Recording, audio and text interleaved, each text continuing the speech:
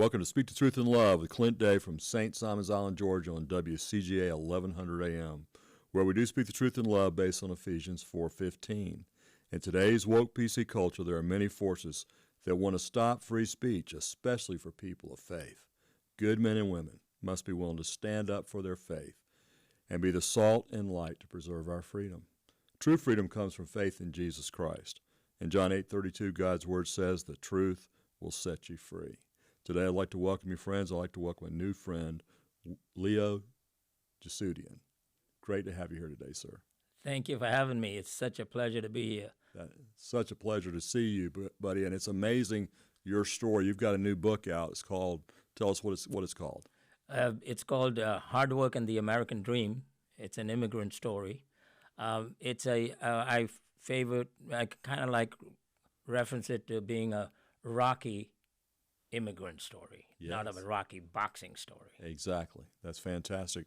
Well, tell us what's brought you here to America. Where are you from? And tell us about that. Well, I'm from India, even though I look Irish. Yes, you definitely look Irish. Yeah. I was sitting on my grandfather's lap. I have a very spectacular grandfather. He was the first Indian to ever come to the United States. Indian from India, not the Native American, Right. but the Indian from India. He came on a steamship, took like 3.5 months to get here, and he came and he went to Rutgers University when Rutgers was Rutgers, okay? And he got a PhD in English literature. And his classmates also were very famous, they turned out to be. One was Paul Robeson, the singer. Wow. You remember the singer, Paul Robeson? Remember the name. And the other guy was who he became Ellsworth Bunker. He became the U.S. ambassador to India in the 60s. So he had some good people that he went to school with. He came back to India, and of course he married my grandmother. And when I was 5 years old, I was sitting on his lap, and he always talked about America. It was America this, America that. And so as a 5-year-old, I was like this precocious little kid. I said, hey. And we called grandfather Tata, T-H-A-T-H-A, Tata. So I said, Tata, what's with the America this, America that? I was 5. I said, why did you come back if it was so good? Without skipping a beat, he said, to marry your grandmother so I could have you finally. Yes, yes. And so that was enough for my 5-year-old brain, and he told me that I should go to America, and he kept saying that to me all along. So it planted a seed in my head, in my brain, and I decided, okay, I'm going to go to America, but of course, I didn't know how. I was 5. And then when I was 7, I wanted to go to America, and when I was 10, I still wanted to go. And usually kids kind of vacillate. Sure. One day they wanted be a dancer. The next day the guy wants to be an astronaut. The third day the guy wants to drive a garbage truck Right. or a fire truck. No, I just stayed with the America thing, and people just let me go. Like I was the youngest in my family, so my sisters and my mother didn't pay me too much attention. They're like, okay, you'll get over it. And it stayed with me. And God has an amazing way. I can't begin to tell you. If you read the book, it's amazing. I read the book and I'm flabbergasted that I'm the guy who is the recipient of all that grace and mercy and abundance. I mean, I can't believe it from my beginnings to where I am at now. But he formed a path, and it's uncanny. Yes. Well, I think about that, and I think a lot of times we in America take it for granted that we live in this country, that we're part of the 4.5% or so that are actually born here. What do you think is the reason so many people want to come here? Well, at 5, I was talking to my grandfather, and Sure. and I think the interesting part, he was a PhD in English literature, and all the family was all about education and stuff like that. And he mentioned that it's all about education, and then it's about freedom. And I've traveled to over 70 countries around the world. I just got back from Antarctica in the beginning of February. Wow. that was quite a trip. That was unbelievable.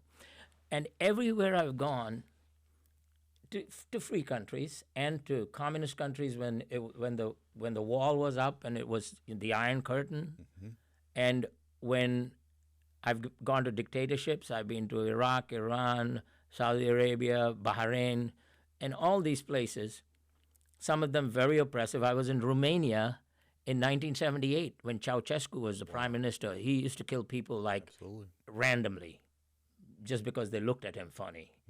And these places, a lot of these places said they were free.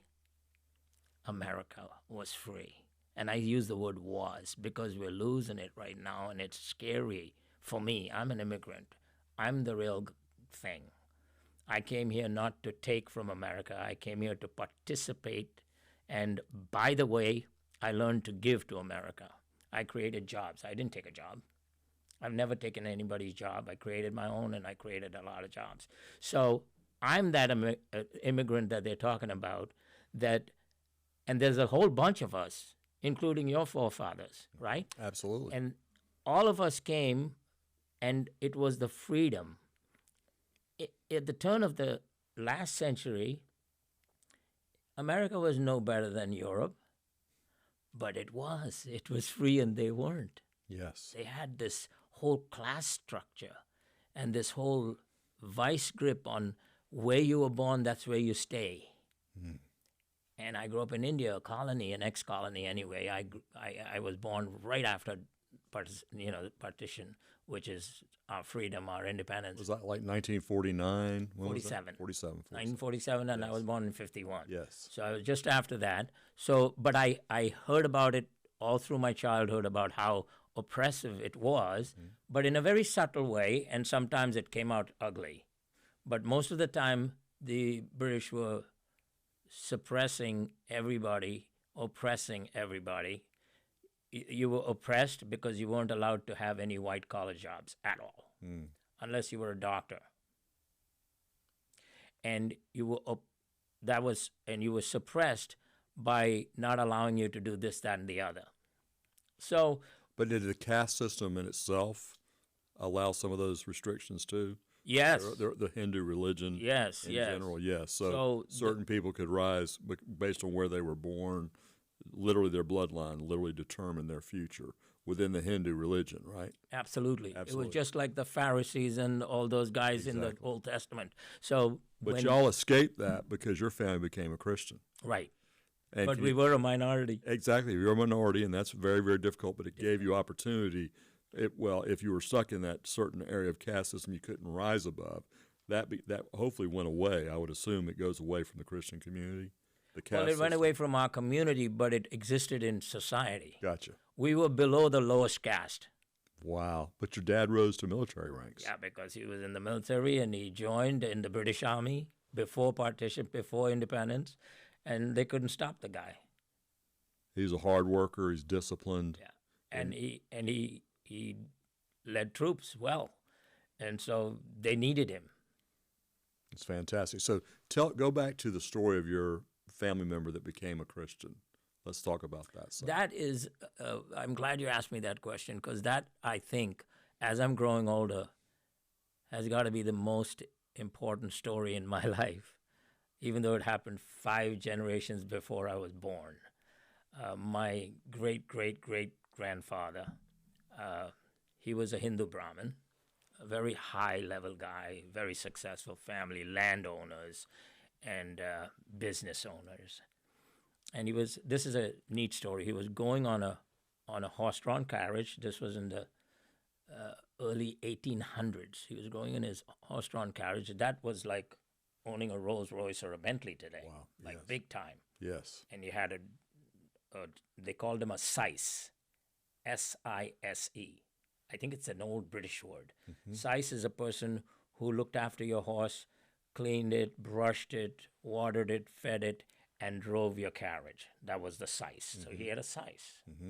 And he was going on a business trip that might have taken like an hour and a half in our cars today, but it was like a 2-day journey by horse drawn carriage. And he met this guy at a place where he stopped for lunch. And the guy was an Indian, but he was a missionary. The missionaries came and converted him, and he was a missionary. So he started talking to this So, is an Indian missionary? Indian missionary talking to an Indian Hindu Yes, Brahmin, yes. because they met at a place where he was going to stop for lunch. Yes. And he started chatting, and he said, "This guy's an Indian. He shouldn't be learned. How is he learned? Because only, like the Pharisees were the learned in the Old Testament, the Brahmins were the learned. Everybody else didn't know how to read and write. And this guy, who is this guy?" So he started like asking him pointed questions, and he told him he's a preacher, and he told him about Jesus. And he was fascinated because he never knew anything about Jesus or anything about Christianity. So he said, where did you get all this stuff from? He says, "I didn't get it." He says, "It's there for the taking. You can have it." And so he talked to the guy, and he was taken up by him. So he was taken up by him. He bought him lunch. And the preacher is a broke guy, right? Especially in India. So he's like happy to, like God's given him a person to buy him lunch. So he had lunch, and then he says, "Where are you going?" Yes. So he says, "I'm going to so-and-so place." He says, "I'm going past that. I can give you a ride on my carriage." He says, "Oh, no, I wouldn't like to impose. So I insist." So he got on that, and he talked to him. And that guy witnessed to my great-great-great-great-grandfather, right? Wow. so- We're going to take a quick break, if Okay. that's okay.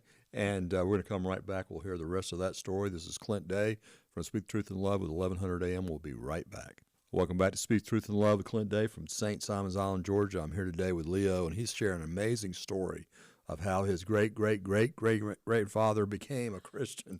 And it sounds almost like the Philip with the eunuch story, you know, where he just witnesses to him, the eunuch, of course, reading the scripture, going, "What does this mean?" And he happens to know exactly what it means and was able to get up there and baptize the gentleman there, the Ethiopian. So let's hear the rest of the story. So you've got a lot of parallels to that story in the Old Testament. So he goes on this ride, and then the guy says, "Are you coming back this way?" He says, "Yeah, I got to go back home." So he says, "Why don't you stop by my church, because we'll have a service, and you can kind of like see what we do." So the Brahmin told him, my forefather told him, "Good try. I'm good. That's all right." And he wished him well, and he carried on. But he didn't get out of his head. And so when he came back... The Holy Spirit was there working on him, for sure. Exactly. So when he came back, he didn't plan on it, but he went straight to this guy's place. He just went there, and he got involved with the praise and worship, and he got like totally, completely transformed by the Holy Spirit. And he says, "What's my next move?" And the guy says, "You need to be baptized." He said, "Baptize me, whatever the heck that is." So he baptized him, and he was going to go home and save his family. But his family threw him out. Wow. And in those days, you're talking about 1800s, early 1800s in India. No social welfare programs, no unemployment, no nothing. So he got thrown out, and he got so mad that he changed his name, a very long name, about 17 letters. Even I have a hard time remembering, never mind pronouncing it. I have to go back and look at the name and say it to you. But he changed it to Jesus. Jesu is the first four letters. And Adian, Adian, means servant. So Jesudian, Jesu, first four letters, Dian, last four letters. And he made this, he concocted this name, and I have a concocted, made-up name, Jesudian, which I'm loving every minute. That's a powerful name. And then, of course, servant leadership is so important, I know, to you. You're definitely proof of someone that lives out the Jesus model of servant leadership. So tell us more about how you do that. How do you do servant leadership, walking with Jesus? It's amazing. I wasn't always like that. You know how I'm we sure. kind of like fade in and out when you're younger? He refines us, for sure. Yeah, I was always a believer, a staunch believer, not just a believer, but I was a bad boy. I drank. I was a musician. I was a member of a band. I led a band. What did you play? I sing and play guitar. Fantastic. and I sang rock and roll in India in the late 60s and became pretty famous. Wow. That's how I got the money to come here. I did not know that. And so it's all in the book. It's fun. It's fun. It was a great ride. But what's interesting is, that I led the band, and I did drugs. I even did LSD, which is like, I don't know if anybody has done that. It's the spookiest None thing. of us Okay. have done that. It's the spookiest thing I've I ever. totally agree. I did mushrooms too. We went to cow pastures There and you go. found mushrooms. So So that was not good. Yeah, I agree no, with you. That no. is scary. So, we did anything. I even did some drugs that guy said, "Hey, try this." Hey, what is it? And it was blue. So they said it's blue. We didn't even know its Oh, my name. goodness. So Can you we imagine? just Yes. we just did anything. Yes, It was the 60s. absolutely. It was like we were hippies and we didn't know what hippies were. Yes. I had hair down to my waist. I had a beard. I looked like a hippie, but an Indian hippie.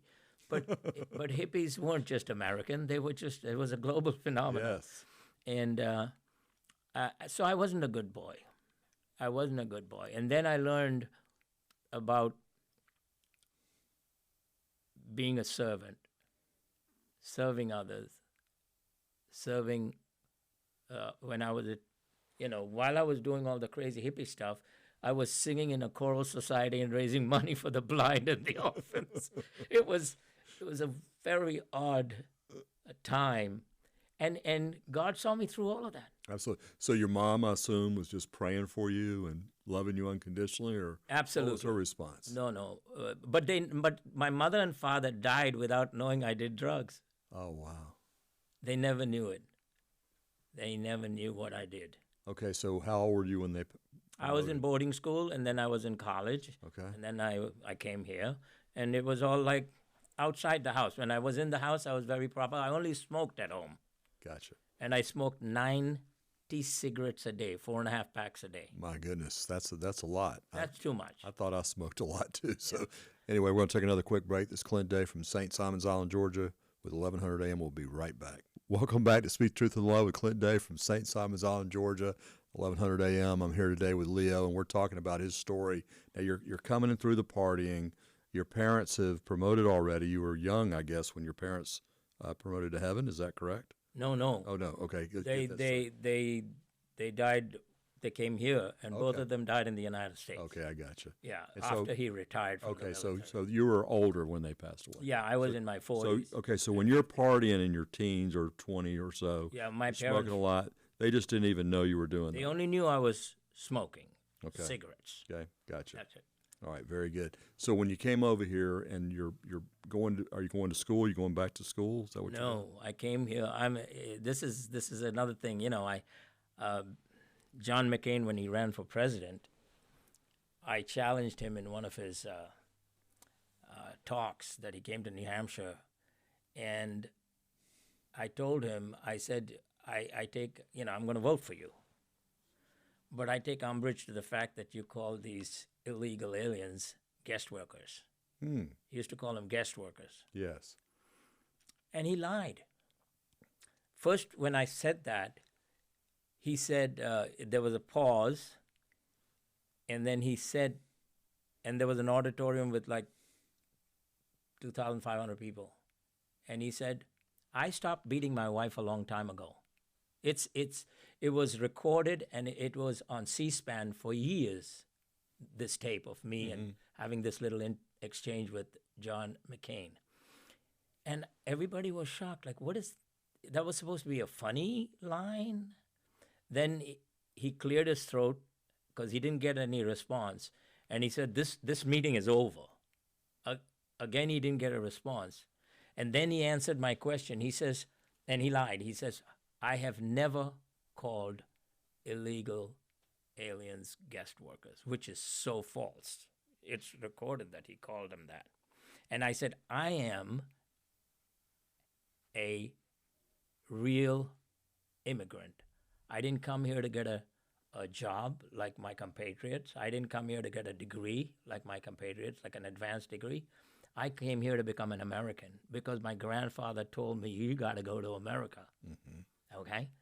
And I say, I don't like you calling these illegal people that. You should call them what they are. So, to get back to you, I didn't come here to do advanced studies. I could have, but I was like, I needed to get into business, or I needed to stay in the music business, which was not possible in New York City when I came, because I didn't have a band, I didn't have anything. So I decided to get into business, and it worked out fine. So what kind of business did you get in? I got into the women's clothing business. There was a family friend who had a store in the Village in New York City, and I bought into the store, and I was 50% owner on a handshake, and I got a kick in the pants 2.5 years later after I built two stores that were thriving. He said, I taught you everything you know. You need to go on your own now, which was all nonsense. But it was an education. I understand. So you went in, then where'd you go from there? I went to Boston. I had a girlfriend who was from Rhode Island who went to BU. So she said, let's go to Boston. I said, okay. So we went to Boston, opened up a store there, slept on the floor with a foam rubber mattress with 2 pillows, and started from scratch in 1973. On July 5th, 1973, we opened a store. And by 1979, I was a multimillionaire in Boston, the old-fashioned way, 14 hours a day, 7 days a week, working. Wow. Now, and y'all design the clothes and everything? Did you make the clothes? Or? In the beginning, we just bought and sold. Sure. I had an eye to buy, like, fun now, stuff. you had the eye, not so much her? Yeah, she didn't. Okay. I had the eye. Yes. My mother, I used to tell my mother what to wear when I was a toddler. I'm like, no, that's not good, that over there. So I didn't know that would turn into a career. Interestingly, with a triple major in physics, chemistry, and math, I made my money in singing and designing women's clothes. That's amazing. That's an incredible story. And then what else? Tell us more. What's going on after that? Oh my goodness! Then we opened up a restaurant that got 3 stars, which is like unheard of for Indian restaurant in 1979 in Boston called Pondicherry. It's the name of a city that the French landed in when the French were colonists of India. So named it, Shishi City. We wanted a Shishi restaurant. Named it Pondicherry, got rave reviews, won a few awards. But I was working all waking hours. It wasn't good. And a lot of things happened when I was working so hard. The dishwasher didn't know I was the owner. I went to the kitchen and asked him for something, and he yelled at me and used some ugly 4-letter words that were very comfortable in my speech pattern in those days. Yes. So I said it back to him, and then he was in the kitchen. There are a lot of knives in the kitchen, so he picked up one of these big knives, and he was like 6'3", and I'm 5'10". And I'm like, holy smokes, now what do I do? I've got to pass this guy to get to the door to get out of here. Yes. So I took a pen and I hit him on the head, and I was like, I'm working too hard to be dealing with this stupid stuff. So things like that germinated. On New Year's Eve, 2 of my chefs had a fight, and one chef had a toupee. And the guy without the toupee took his toupee and threw it in the oven, and it caught fire. It was like a movie. So I was, and the Ansel system. You know what an Ansel system? Yes. It started, Fire, and all the food got destroyed. So New Year's Eve, we had the place booked, and we were closed. The fire department came and closed us. And I'm like, okay, this is not my cup of tea. Yes. And I wasn't a cook or a chef.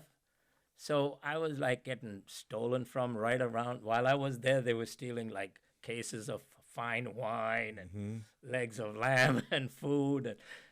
And we still made a killer amount of money, but it was very difficult to work like almost 19 hours a day and deal with this silly stuff. So I said, okay, we got to sell the place. So I sold it, and I made a killing. That's good. Then what did you do from there? By now, I was designing women's clothes. Okay. So I had my own line. We even made the the red carpet in Hollywood for the Academy Awards. You literally made the red carpet. Yes, sir. One of the directors that was nominated, she didn't win, but she was nominated for a documentary. So she got her outfit from us, and it was fun. It was a heady thing. In those days, there was just TV. There was no computers or anything. So we watched her wear our dress and walk over, on the red carpet, and that was it. Like, when they announced the documentary thing, it was not on the air.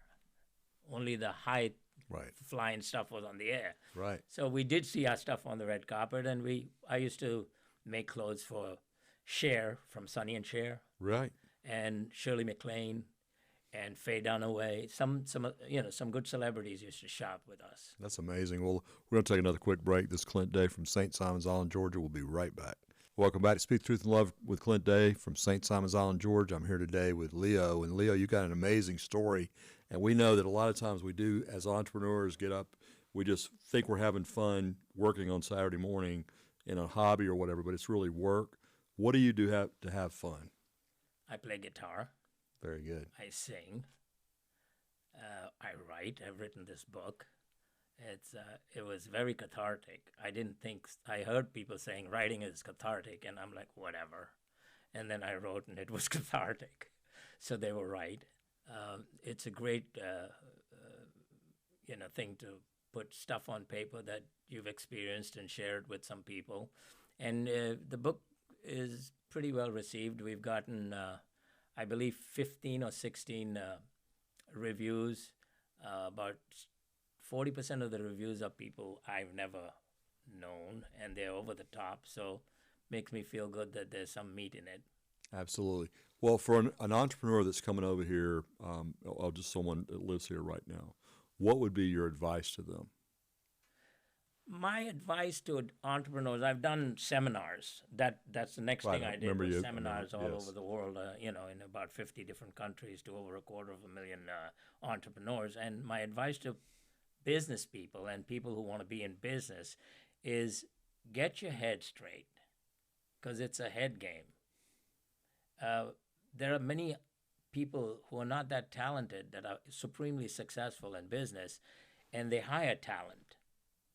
Because talent is hireable, but entrepreneurship is like something different. It's just like an amazing thing. It's a scary thing for the people in the family. I scare my wife with my ideas because she's like, oh no, there he goes again. I know that's like going out on a limb. You have never done anything like that. But that's the difference between a businessman and an entrepreneur. A businessman or a businesswoman is a person who learns something and then opens a business related to that something that they got good at. An entrepreneur goes into anything as long as there's margin, right? Yes. So I'm that kind of a serial entrepreneur. So it's been interesting. But for fun, like you say, I love travel. Yes, and you do. I've traveled extensively. I love people. I mean, by now that I'm a talker. Yes, sir. I can talk to a stuffed animal. That's a real gift. Being the youngest boy of two older sisters, that I'm sure that developed pretty strongly. Well, here's the be thing: able to I be was heard, a quiet kid. Oh, really? Okay, but you had to be heard. You had to talk, right? No, I was quiet. I wasn't heard. They just didn't hear you. Like the That's run funny. in the family, shut up and exactly. speak when you're spoken to. Well, hey, you're the son with two sisters. That's pretty important, right? In India, right? That'd be really important in any Christian family. so Absolutely. it wasn't Yes. India. It was Okay. just a Christian family, Exactly. and my dad was a very strict military Christian, and he was nervous about my doing the right thing, so he was harsher with me than with my sisters. Understandably, That's for sure. Absolutely. Now, again, when you're doing travel, you have a travel business, correct? Yeah, I have a travel company. Right. Tell us about that. Well, that was another thing. We just get into things like without thinking. It's like by mistake or by circumstance or by happenstance. But I think it's all God's will. I mean, everything that we've done. So we had no business being in the travel business. But this guy sent us on the seminar from North Carolina. This company that used to book me for seminars sent us for a seminar in Holland. And he was flying us from Boston to Amsterdam. There's about 5 flights that fly directly from Boston to Amsterdam. he sent us to Wisconsin. So to he go to- saw that you had that potential to help Yeah, build his business with like a No, franchise. he was booking me, yes, for business Right. and for his speaking tour business. So he was booking me, and I was doing well, so getting good reviews. So he was sending me all over the place, and I was going maybe 3 or 4 times a year overseas. What's the name of the company? The name of the company was Internet Services Corp. Okay. So this guy was booking me, and he would send me the ticket, and then he would make sure that everything is paid over there, and then it was a great trip because you go to these fancy places, live in these fancy hotels. You're hosted by a couple over there that takes you around and shows you around, and then you do the seminar and you come home with money. I mean, it doesn't get better than that. No doubt. So Sounds fantastic. that was a good gig. So who was in the audience? Entrepreneurs only. Okay. They had to own a business, and they bought tickets to be there. And it was very successful. And so what are you selling? What are you trying to motivate them to do? Business. We're teaching them how to take their business either to a level or to the next level. Okay, what's key to making your business go to the next level? That's the whole thing, is that to have that mindset. Got to go to the seminar. Right. Tell us. Come on, tell us some things, some I'll tell ideas. Come on. We might need a second series, right? Exactly. Yes, sir. So the seminars were on the mindset of a successful person, because I think many people have skills and they lose because they have a poor mindset, Yes. and they give up just when it's getting good. Okay, so when you say mindset, are you saying keeping a focus? I mean, what are you saying with Focus, consistency, resilience. that? Okay. Okay, resilience is the hardest because till you make it, every day seems like you're failing. Right.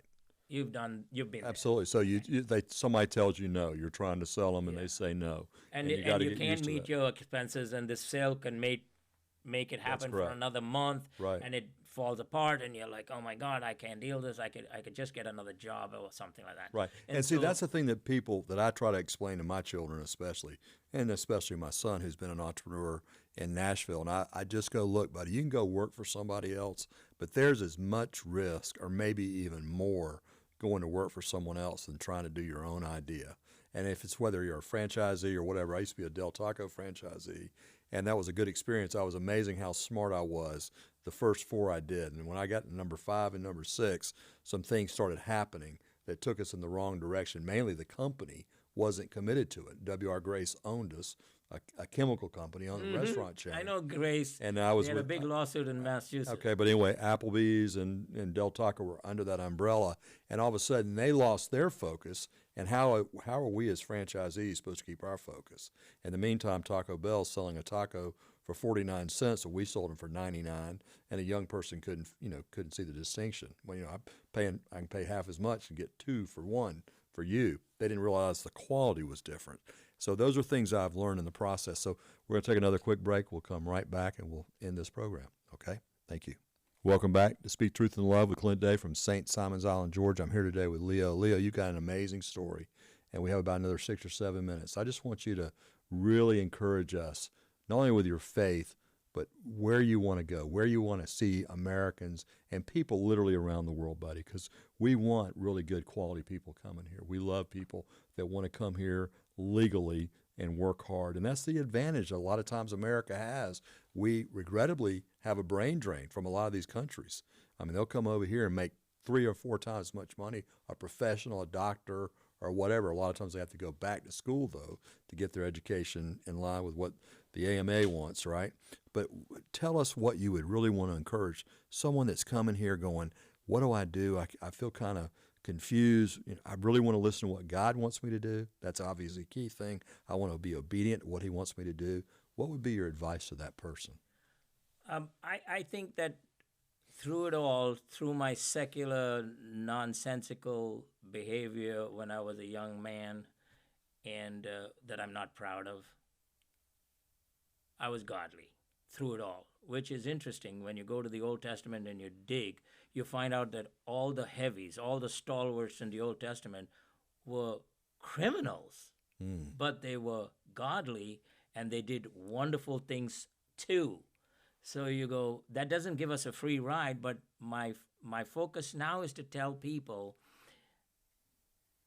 Christians, you want to make it, work hard, learn fast if you're doing multiple things. If you're doing what you know, just get better and better at it, but give it to God.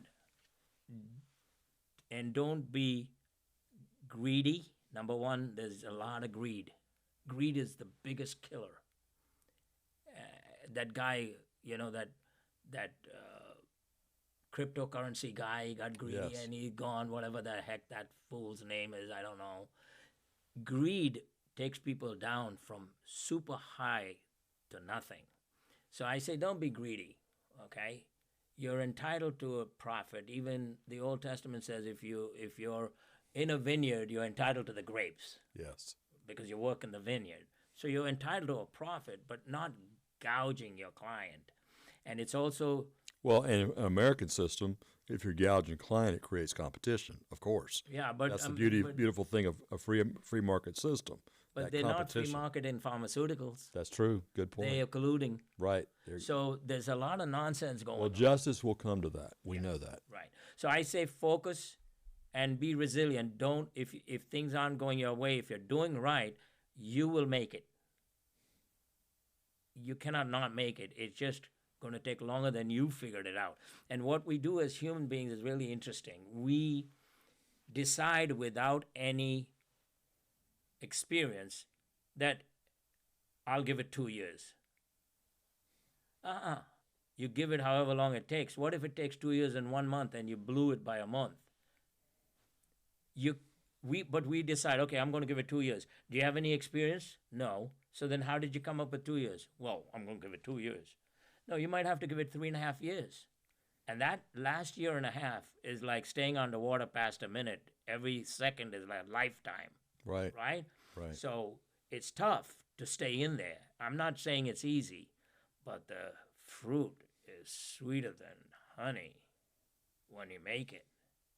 It's not only financially beneficial, you can do good, which gives you such gratification as a living, breathing Christian when you do something. And you can invest in kingdom work. Yes. There's nothing better than that. Absolutely. There is nothing better than that. And I want Christians to make out. It's our job, yours and mine, to help Christians make so that they'll give their 10% is worth more when they make more.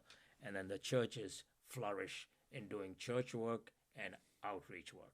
Absolutely. We don't need to So do true. outreach work. And it really comes back to hard work and making the commitment. I mean, again, I think about a lot of Indian families in the early days of Days Inn when our family had actually sold the business, and a lot of them became franchisees. And they were kind of stuck. The Indian families were stuck in that budget luxury side.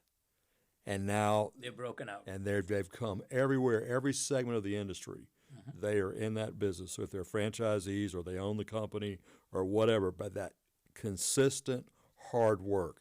And you go to places in like Durban, South Africa. They are controlling Indians there. control the hotels there. I mean, it's like going to Daytona in America. Every hotel, they're in the hospitality business. They've all worked hard.